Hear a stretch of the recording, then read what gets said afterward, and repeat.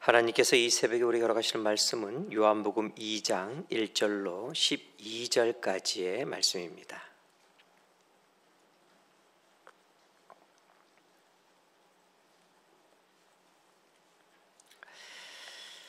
요한복음 2장 1절로 12절 우리 다 찾아서 한 절씩 교독하도록 하겠습니다. 사흘째 되던 날 갈릴리 가나에 혼례가 있어 예수의 어머니도 거기 계시고 포도주가 떨어진지라 예수의 어머니가 예수에게 이르되 저들에게 포도주가 없다 하니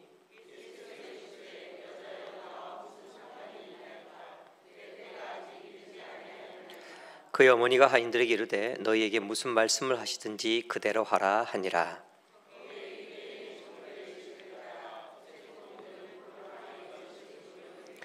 예수께서 그들에게 이르시되 항아리에 물을 채우라 하신즉 아귀까지 채우니 연회장은 물로 된 포도주를 맛보고도 어디서 났는지 알지 못하되 물떠온 하인들은 알더라. 연회장이 신랑을 불러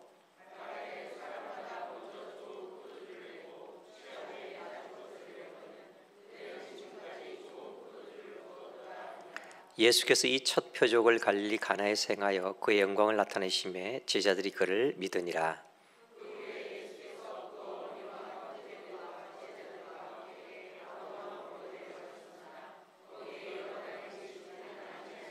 아멘, 아멘. 오늘도 말씀 가운데 허락하시는 하나님의 은혜가 저희 여러분에게 풍성하시기를 주님의 이름으로 축원합니다. 여러분 행복하십시오. 성령 충만하십시오. 하나님과 함께 하루하루 승리하는 귀한 삶 될 수 있기를 주님의 이름으로 축복합니다. 나사렛에서 북쪽으로 조금 올라가면은 가나라는 동네가 나옵니다.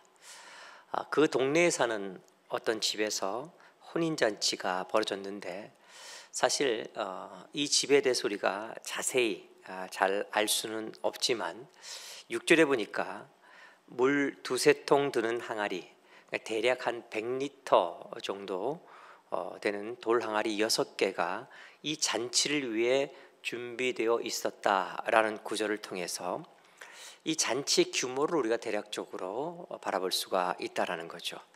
이것은 여러분 잘 아시는 것처럼 정결례를 위해 마련된 것인데 그것이 이렇게 크게 6통이나 준비되어 있었다는 것은 그 집의 잔치 규모가 상당했다라는 것을 우리에게 간접적으로 알려주는 증거가 된다라는 것입니다.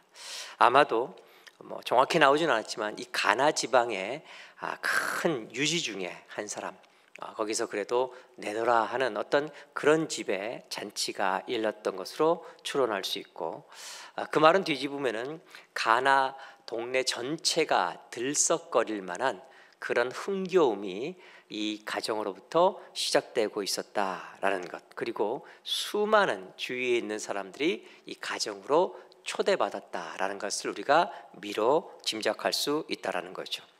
그 초대받은 손님들 중에 오늘 본문을 보니까 예수님과 제자들도 있었다라고 그렇게 이야기합니다. 물론 그 전에 그 어머니도 와 있는 걸 이야기하고 있고요. 그들이 어떻게 이 잔치에 초대받았는지를 정확히 우리는 알 수가 없습니다.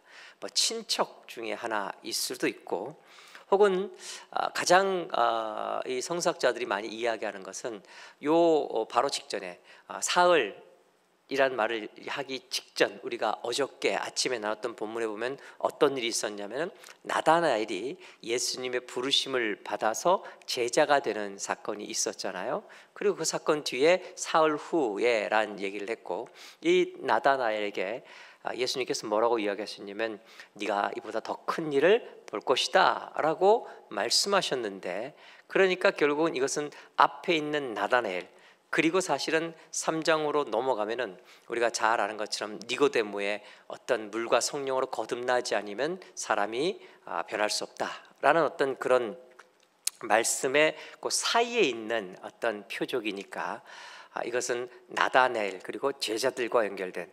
근데 공교롭게도 이 나다나엘의 이 고향이 가나입니다. 그러니까 아마 이 나다나엘을 제자로 부르시고 이 나다나엘 때문에 이 가나에 참여했을 수도 있지 않겠느냐, 이렇게 성서학자들은 보기도 하는데, 근데 아무도 모릅니다. 어떻게 해서 거기에 갔는지는.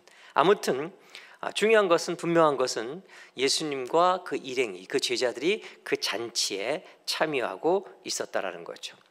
그런데 우리가 잘 알듯이 이 잔치집에 예상치 못한 커다란 위기가 닥쳐왔습니다. 손님이 너무 많이 와서 그랬는지, 혹은 좀 준비하는데 계산을 좀 잘못해서 착오를 일으켰는지 알 수 없지만, 이 잔치에서 가장 중요한 요소라고 할 수 있는 포도주가 떨어지고 만 것입니다. 앞으로 잔치를 며칠 더 해야 되는데, 그런데 이 포도주가 이 잔치 중간에 떨어졌다는 것은 굉장히 큰 사건 가운데 하나죠. 참, 우리가 인생을 살아가면서 이런 걸 통해서 우리가 좀 알 수가 있는 것 가운데 하나는, 제가 여기에 적지는 않았지만, 여러분, 제가 방금 전에 이 집이 정확히는 모르지만 유지고 또 내노라는 집안이고 온 동네가 들썩거릴 만한 그런 집의 잔치다라고 했으니까 얼마나 준비를 많이 했겠습니까? 얼마나 준비를 철저히 했겠습니까? 얼마나 최선을 다해서 애를 써서 그걸 준비했겠어요. 그렇잖아요. 이거 이렇게 잔치하는데 소홀하게 하지 않았을 거라는 거죠. 정성을 다하고 최선을 다하고 나름대로 만반의 준비를 함에도 불구하고, 이게 바로 우리 인생일 때가 정말로 많다라는 거예요. 늘 부족하고 생각지 못했던 연약함이 나타나고, 이게 우리 인생인 것 같다라는 생각이 드는데, 아무튼 이 가나의 혼인잔치집에도 이런 예상하지 못했던 이런 큰 위기가 찾아왔습니다. 포도주 떨어졌냐? 그럼 빨리 이마트 가서 빨리 사와라. 이렇게 할 수 있었으면은 별로 이게 성경에 기록될 만한 문제도 아니었겠지만, 쉽게 포도주를 구할 수 없었다는 게 문제죠. 포도주가 하루아침에 뚝딱 나올 수 있는 것도 아니고, 또 아마도 성경에 나와 있지 않지만 이 가나 지방이 들썩거릴 만한 잔치집이었으니까 근방에 있는 모든 좋은 포도주라는 포도주는 이미 다 사가지고 이 잔치에 사용했을 거라는 거죠. 그러니까 이 포도주가 떨어졌다는 것은 더 이상 어떻게 해볼 도리가 없는 그런 난처한 상황에 처하게 되었다라는 거죠. 어떤 방법이 없었습니다. 주방에 있던 사람들도 연회장도 도대체 이걸 어떻게 처리해야 될지 몰라서 발만 동동 구르면서 그들이 공통적으로 이야기한 것은, 큰일 났다. 포도주가 떨어졌으니 이제 잔치는 끝났다. 조금 전까지 기쁘게 웃고 떠들고 행복해하고 즐거워했던 것이 물거품 사라지듯이 이제 사라지면서, 이게 도대체 누가 이런 문제를 일으켰는지, 이게 왜 이렇게 됐는지 서로 인상을 쓰면서 얼굴을 찌푸리면서, 또 신랑 신부는 이 내가 축복받을 이 좋은 날에 왜 나한테 하필이면 이런 일이 벌어지냐고 굉장히 불행해하면서, 어떤 잔치집 같은 혼인 혼례집이었던 이 가정이 이제는 이 잔치가 끝이 나버리고 장례집 같은 그런 즐거움과 행복이 깨어지는 이런 일들이 생기게 되었다라고 입을 모아 탄식하고 있었습니다. 바로 그때 성경을 보니까 주방에서 함께 걱정하던 마리아가 예수님을 떠올리고 예수님께 찾아가서 이 사실을 알렸습니다. 마리아도 이걸 어떻게 해야 될지 그 방법을 몰랐기 때문에 그냥 예수님께 있는 그대로를 고했습니다. 이 가정에 포도주가 떨어졌습니다. 여기에서도 우리가 기도의 어떤 중요한 어떤 요소들을 우리가 좀 발견하게 돼요.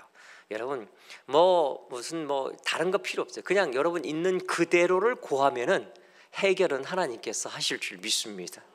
마리아는 도대체 이게 어떻게 해결될지 어떨지 모르죠. 마리아가 가서 포도주가 떨어졌으니까 물로 포도주를 좀 만들어 주십시오, 이렇게 하지 않았습니다. 그냥 포도주가 떨어졌습니다. 지금 있는 이 상황을 그대로 고한 거죠. 물론 처음 예수님의 응답은 별로 달갑지 않은, 우리를 좀 당혹스럽게 하는 그런 답이었습니다. 여기서도 중요한 기도의 원리를 깨달을 수 있습니다. 기도하는데 응답되는 것 같지 않고 그 이후의 상황이 더 당혹스러운 일들이 벌어져도 여러분 당황해하지 마십시오. 하나님은 그 기도를 들으신 줄 믿습니다. 하나님의 때, 아직 내 때가 이르지 않았다, 나와 무슨 상관이 있느냐라고 말씀하신 것처럼 하나님의 때, 하나님 방법대로 하나님은 아름답게 들으시고 응답하실 줄 믿습니다. 자, 예수님께서 얼마 시간이 지난 후에 우리가 잘 알듯이 하인들을 불러다가 입구에 있었던 정결례를 행하는 항아리 그 항아리 돌 항아리 6에 물을 가득 채우라고 명령하십니다. 아니 포도주도 없는데 손님 맞을 준비는 해서 뭐하나, 이런 생각이 들 수 있는 명령이었죠. 하지만 하인들은 그 전에 예수의 어머니 마리아가 무슨 말씀을 하시든지 그대로 하라라고 했던 그 명령 때문에 그저 순종하면서 손님을 더 이상 맞아들여봤자 잔치는 이미 끝났다, 이제 뭐 끝장난 건데 라는 생각이 들지만, 그래도 그 정결례, 여러분 정결례라는 것은 손님들이 들어올 때 이스라엘이 먼지가 많으니까 그 손과 발을 닦는 정결을 행하는 예식을 위해 준비된 물항아리니까 손님 맞을 준비를 하는 거죠.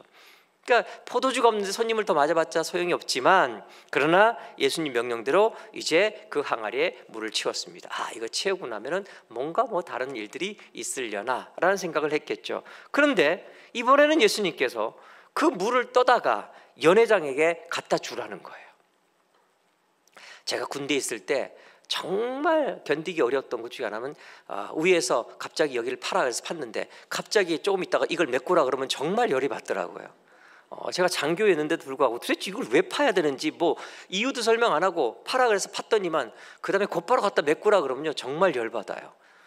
지금 이런 비슷한 상황일 수도 있는 거죠. 또 아니 이 정결례에 담는 물은 여러분 먹는 물이에요? 씻는 물이에요?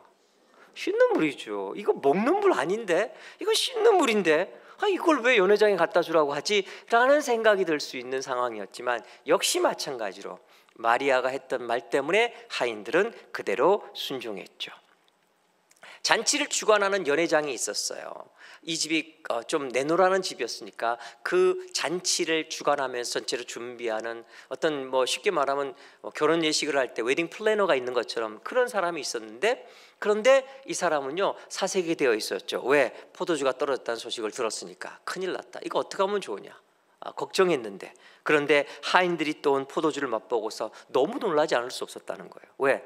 포도주를 구했다는 것도 놀랍던데, 그런데 이 포도주가 이전에 손님들에게 내놓았던 포도주와는 비교할 수 없을 정도의 극상품의 포도주가 나왔다는 거에 더 놀랄 수밖에 없었다는 거죠. 그래서 너무 신기하고, 그래서 포도주가 떨어졌다는 것 때문에 끝날 뻔했던 잔치가 계속될 수 있었고, 기쁨과 행복이 그 가정으로부터 흘러갔고, 그 일을 통해서 제자들이 예수님을 믿게 되었다라고 오늘 성경은 우리에게 이야기합니다. 이게 우리가 읽었던 성경의 내용인 거죠. 성경 참 재밌죠, 그렇죠? 안 재밌으세요?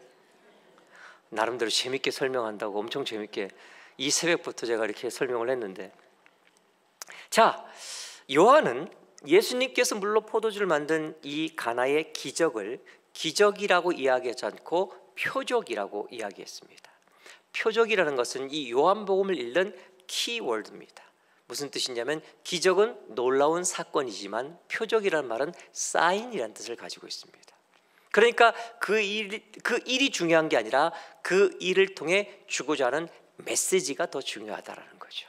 그런데 요한은 특별히 이 가나의 혼인잔치에서 물로 포도주를 만든 이 기적을 표적이라고 이야기하면서 그 앞에 한 글자를 더 붙여놨어요.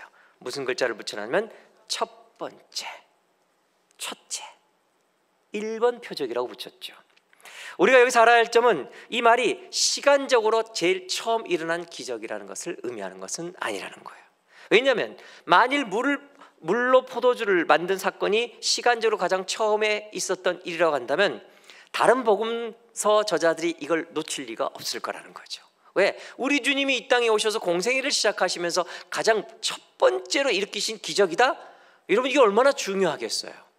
항상 처음에 있는 사건은 사람들의 시선을 끌게 되어 있기 때문에 오랫동안 뇌리에 남아요. 그래서 이게 시간적으로 가장 첫 번째 생긴 기적의 이야기를 한다면 사복음서는 다 공히 이걸 첫 번째로 기록했을 텐데, 그런데 아니에요. 마가복음, 누가복음은요 오히려 첫 번째 기적을 귀신 들린 자를 고치신 것을 첫 번째 기적이라고 했고, 마태복음은 문둥병자를 고치신 것을 첫 번째 기적이라고 했어요. 다른 세 복음서는 이거는요 기록조차도 안 했다라는 거예요. 그러니까 이거는 시간적인 첫 번째가 아니라는 거죠. 결국은 요한이 이렇게 이야기하는 거예요. 앞으로 요한의 입술을 통해서 증거될 예수 그리스도의 이야기와 그 주님의 가르침과 그 모든 메시지 가운데 첫 번째라는 뜻을 가지고 있다는 거죠. 그 말은 다른 말로 하면 가장 중요한 메시지가 여기에 있다라고 이야기하고 있다는 거예요. 가장 중요한 메시지, 그리고 가장 주된 표적, 더 쉽게 말하면 이어질 전체 이야기와 이제 앞으로의 주님의 사역을 함축시킬 수 있는 사건이 바로 이 사건이다라고 이 사도 요한은 생각을 했다라는 거예요. 그렇다면 이 사건에 담긴 메시지는 무엇일까요? 가장 중요한 메시지는 방금 전에 이야기한 것처럼 제자들을 부르셨고 그 제자를 가지고 이 사건을 일으키셨고, 그 다음 3장에 들어가서 거듭남에 대한, 사람들의 변화에 대한 이야기를 하시는데 그 중간에 하필이면 표적을 일으키셨는데 물로 포도주를 바꾸시는, 즉 예수 그리스도를 만난 인생은요 완전히 그 존재 자체가 변화되는 역사를 체험하게 될 줄 믿습니다. 전 여러분이 하나님 안에서 그 역사를 체험할 수 있기를 주님의 이름으로 간절히 축원합니다. 이건 기본적인 성경이 이야기하는 것이고, 저는 이 말씀을 읽으면서 이번에 유독 저한테 마음에 와닿았던 것은요, 가장 먼저 저는 이 메시지가 저한테 참 좋았어요. 여러분, 우리의 삶, 하나님이 우리에게 허락하신 우리의 삶은 마땅히 잔치가 되어야 될 줄 믿습니다. 기쁨이 넘치고 즐거움이 넘치고 행복해야 된다는 거예요. 제가 여러분 새벽에 설교할 때마다 행복하십시오 라고 하는 것은요 하나님의 기대인 줄 믿습니다. 하나님은요 우리를 이 땅에 보내시고 우리가 인생을 살아갈 때 인상 쓰면서 괴로워하면서 힘들어하면서 그냥 무거운 짐에 헉헉거리며 사는 인생 아니라 행복하게 살기를 원해요. 제가 사실은요 어제 아니구나, 오늘 새벽 12시 반에 깼어요. 그래갖고 지금까지 깨어 있는 거거든요. 왜 깼냐면요, 딸내미가 미국에서 전화를 했어요. 저희 집사람한테 전화했는데 저까지 깼는데 정말 죄송한 얘기지만 우리 집사람이 12시 반에 저를 깨웠다 그러면 저는 아마 굉장히 화가 났을 거예요. 아마. 이 여자가 지금 정신이 있는 거냐 없는 거냐, 내일 새벽에 설교하고 안수해야 될 목사를 갖다 새벽 12시 반, 근데요 화가 하나도 안 나는 거예요. 왜냐면 어떤 일이 있어서 전화했어요. 우리 딸이 잘 전화 그렇게 잘 안 하는 스타일인데 엄마 닮아서 그렇게 전화를 저한테 잘 안 합니다. 그런데 아무튼 전화가 왔어요. 그래갖고 이제 이런저런 해갖고 결국은 깨어 있었는데 화가 하나도 안 나는 거예요. 왜? 저는 우리 딸이 내가 조금 피곤하고 내가 조금 힘들어도 내가 그런 걸 통해서 얘가 더 기쁘고 행복할 수 있으면 그게 저한테 더 큰 기쁨이 되는 걸 제가 느끼기 때문에 그래요. 이건 우리 부모된 우리가 다 느끼는 거잖아요. 그렇죠? 하나님은 더 하시다라는 거예요. 하나님은요 우리를 이 땅에 보내시고 하나님의 자녀 삼으시고 난 다음에 우리에게 이렇게 말씀하시는 거예요. 나는 네가 행복하길 원한다. 여러분, 우리가 기뻐해야 되는 것은요 그냥 하나님 내가 그냥 삶을 살면서 기뻐해야 되나 보다, 아니, 하나님 우리에게 주신 사명이에요. 기뻐할 줄 알아야 됩니다. 행복해야 합니다. 그래서 사람들이 물어봐야 돼요. 아니 뭐가 그렇게 맨날 좋냐고. 아니 내가 볼 때는 뭐 그렇게 잘 사는 것 같지도 않고 내가 볼 때 뭐 일이 뭐 잘 풀리는 것 같지도 않은데 뭐가 그렇게 행복하냐고, 뭐가 그렇게 좋냐고. 저는 사람들이 제발 여러분들에게 물을 수 있기를 주의 이름으로 축원합니다. 맨날 여러분 보면서 무슨 일 있어? 왜 그래? 이렇게 묻는 인생 아니라 뭐 좋은 일 있어? 기쁜 일 있어? 함께 즐거워하자고 이렇게 이야기할 수 있는, 여러분 주께서 우리에게 주신 인생은요 산다는 것 자체로 행복한 일이고 황홀한 일인 줄 믿습니다. 제가 예전에 많이 말씀드렸잖아요. 산다는 것은 황홀한 일이고 사는 것 자체는 우리에게 복인 줄 믿습니다. 하지만 우리 대부분 어떻게 삽니까? 혹시 포도주가 떨어져서 더 이상 잔치가 진행될 수 없다, 잔치는 끝이 났다 라고 초상집이 되어버렸던 이 가나의 혼인집과 같은 그런 위기의 인생을 우리가 살고 있지는 않느냐 그 말이에요. 잔치가 계속 되어야 되는 건 알아요. 잔치집의 즐거움과 흥겨움을 되찾고 싶은 마음도 있어요. 예전에는 맛본 적도 있어요. 하지만 지금은 그럴 수 없는, 잔치가 계속되기 위해서 필요한 것들이 있는데 내게는 이게 턱없이 부족하고 연약하고 없다고 생각하니까 절망하며 위기의 인생을 살고 있지는 않는가 하는 거예요. 이런 상황에서 도대체 난 할 수 있는 게 아무것도 없다라는 어떤 절망감, 이제 잔치를 끝낼 수밖에 없다라는 좌절감, 왜 더 잘 준비하지 못했는지에 대한 후회감, 도대체 누가 잘못했는가에 대한 원망과 불평만 가득한 그런 초상집 같은 그런 인생을 살고 있지 않느냐 그 말이에요. 하나님께서는 우리에게 잔치집과 같은 인생을 주셨는데 우리는 그 잔치집 같은 인생을 초상집으로 만들고 있지는 않느냐 그 말입니다. 사랑하는 여러분, 저는 여러분의 삶이 잔치가 될 수 있기를 주의 이름으로 축원합니다. 그렇다면 우리의 삶이 진정한 잔치가 되기 위해 꼭 필요한 게 뭘까요? 예전에 우리나라에서 30 잔치는 끝났다라고 하는 한 시집이 베스트셀러가 된 적이 있어요. 보통 소설이나 수필, 어떤 자서전 혹은 인생 어떤 그에 도움이 되는 어떤 이런 인문학 서적이 그 베스트셀러 된 적은 많지만 시집이 베스트셀러가 된 적은 많지가 않은데 30 잔치는 끝났다.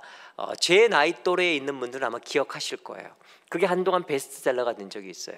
그 시집에서 저자는요 인생을 잔치로 비유하고 있는데 저는 이게 기가 막힌 통찰력이라고 생각을 해요. 우리의 삶은요 산다는 것 자체가 행복이고 기쁨이니까. 자, 그런데 이 저자는요 인생이란 잔치가 계속되기 위해 가장 중요한 요소를 뭘로 봤냐면 젊음으로 봤어요.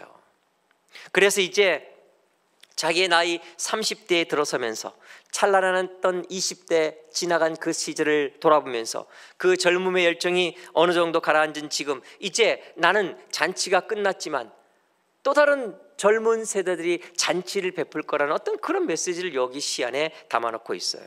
여러분 어떻게 생각하세요? 여러분은 여러분 인생이 잔치가 되기 위해서 뭐가 필요하다고 생각하세요? 이 시인처럼 젊음이 잔치의 필수 요소라고 생각하세요? 그렇다면 여기 계신 분들 죄송하지만 여러분의 잔치는 이미 다 끝났습니다. 인생은 계속되지만 잔치는 계속될 수 없다는 거예요. 그저 반복되는 일상 가운데 옛날 좋았지, 그래 옛날 젊을 때 이랬어 라고 추상하며 세상하며 사는, 그냥 하루하루 그냥 그렇게 사는 인생이 될 수밖에 없다는 거예요. 그런가 하면 어떤 사람은 경제적인 풍요, 물질이 인생을 잔치로 만들 수 있다고 믿어요. 그래서 경제적 어려움이 닥치면요 이제 내 인생의 잔치는 끝났다 이렇게 생각합니다. 예전에 한국이 IMF 경제 외환 위기를 맞았을 때 신문 기사들이 대부분 썼던 제목들이 뭐냐면요 대한민국 우리가 너무 일찍 샴페인을 터뜨렸다, 이제 잔치가 끝났다, 이렇게 굉장히 많았습니다. 물질이 있어야 잔치가 계속된다고 생각하니까요. 여러분 무엇이 있어야 우리 인생이 잔치 같은 기쁨을 계속할 수 있을까요? 여러분 오늘 말씀을 기억하시고 붙잡으십시오. 이 말씀 위에 첫 번째 표적인가를 여러분 새기세요. 오늘 포도주가 없어서 끝났다고 외치는 그 잔치집이 예수 그리스도로 말미암아 기쁨의 잔치를 이어갈 수 있었다는 사실을 붙드는 저와 여러분 될 수 있기를 주의 이름으로 축원합니다. 우리 삶이 잔치가 되기 위해 필요한 것은 젊음도 물질도 명예도 권세도 아닙니다. 여러분 예수 그리스도께서 계실 때 우리 삶의 잔치는 계속될 수 있을 줄 믿습니다.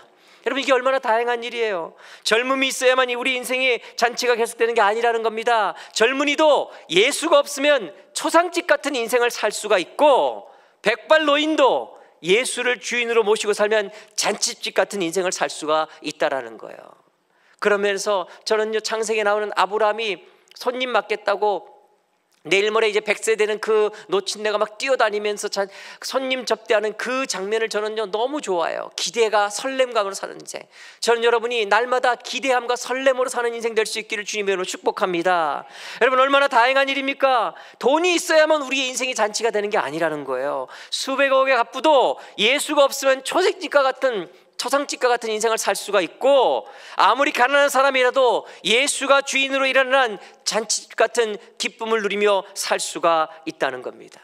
권력과 명예가 있어야만 우리 인생의 잔치가 되는 것이 아니라는 거예요. 미모가 있어야만 잔치가 되는 것도 아니고, 학식이 높아야만 잔치가 되는 것이 아닙니다. 여러분 그런 모든 것들은 한순간 기쁨을 줄 수 있을지 모르겠지만 중요한 것은 그런 것으로 인한 잔치는 오래가지 않는다라는 거예요. 그러므로 그런 것들이 있다면 좋겠지만 없어도 그렇게 아쉬워하지 마세요. 왜? 우리에겐 더 중요한 것이 있기 때문입니다. 사랑하는 여러분, 저와 여러분에게는 예수 그리스도께서 계신 줄 믿습니다. 그것도 나의 주님으로.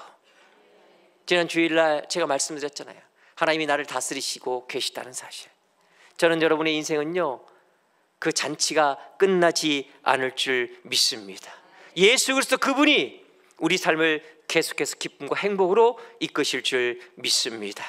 더 감사한 것은요 예수께서 만들어 주신 잔치는요, 세상 다른 걸로 만든 잔치와는 비교가 되지 않는다는 거예요. 마치 예수님께서 만들어 주신 포도주가 그 이전에 최선을 다해서 준비했던 포도주와 비교할 수 없을 정도로 좋았던 것처럼, 예수 그리스도께서 펼치시는 우리 인생의 잔치는요, 우리가 물질로 세상의 것으로 만드는 것과는 비교할 수 없는 행복하고 기쁘고 하늘의 평안이 넘치는 아름다운 잔치가 될 줄 믿습니다.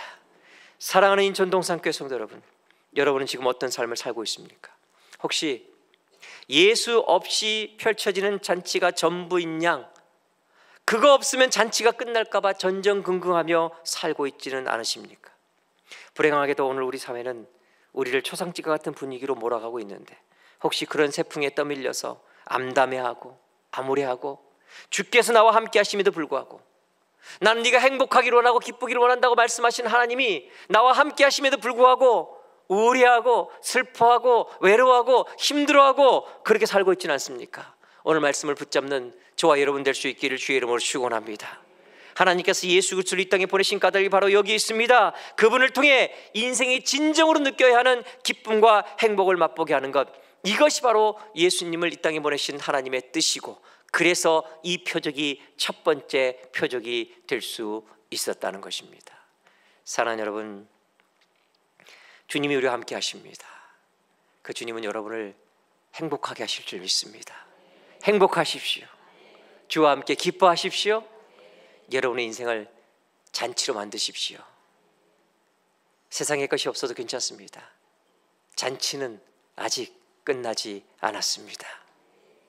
승리하는 저와 여러분 될 수 있기를 주의 이름으로 축복합니다. 우리 시간과 함께 잠깐 찬양하고 기도하겠습니다.